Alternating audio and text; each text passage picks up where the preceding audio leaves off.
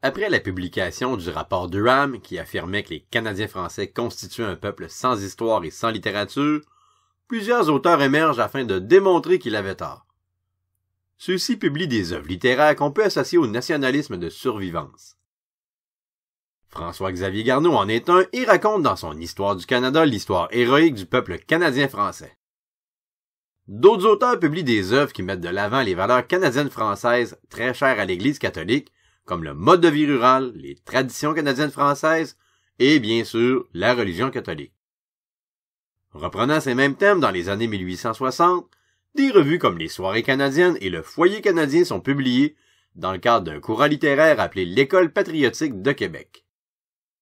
Celui-ci est influent durant toute la seconde moitié du 19e siècle et inspire d'autres écrivains qui suivent les traces de ces premiers auteurs patriotiques.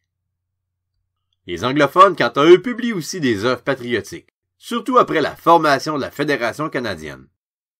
Ils tentent à travers leurs écrits de valoriser une nouvelle identité en mettant en relief la fierté de faire partie du projet qu'est le Canada en construction. Ils présentent à travers leurs œuvres littéraires et artistiques un territoire en pleine expansion dont la colonisation est présentée de façon idyllique.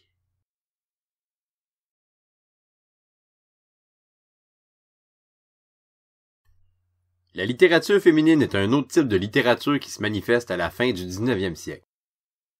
Puisqu'elles sont plus instruites, la plupart de ces auteurs sont des bourgeoises. Empruntant souvent un pseudonyme, elles publient des articles d'abord destinés aux femmes dans les journaux et les revues. Cependant, elles publient aussi des romans et des nouvelles littéraires abordant les mêmes thèmes que les auteurs masculins. Elles mettent donc à l'avant-plan dans leurs œuvres les valeurs traditionnelles véhiculées à l'époque, comme la famille et la religion catholique. Quelques-unes d'entre elles écrivent toutefois des propos qu'on peut considérer comme féministes aujourd'hui, ce qui fait d'elles de véritables précurseurs de ce mouvement de pensée.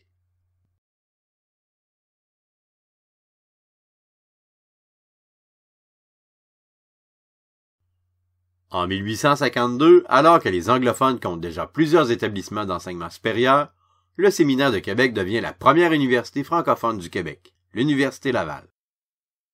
Celle-ci est destinée à offrir un enseignement supérieur à la bourgeoisie francophone masculine.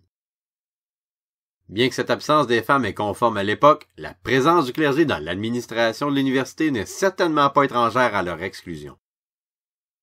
Bien qu'importante, l'Université Laval n'est constituée que de 4 facultés.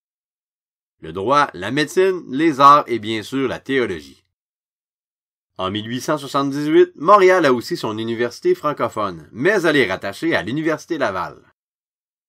Les universités anglophones, comme l'Université McGill à Montréal, se montrent toutefois plus ouvertes aux facultés plus modernes de génie et de sciences, ce qui s'explique probablement parce qu'elles sont financées par les capitalistes industriels.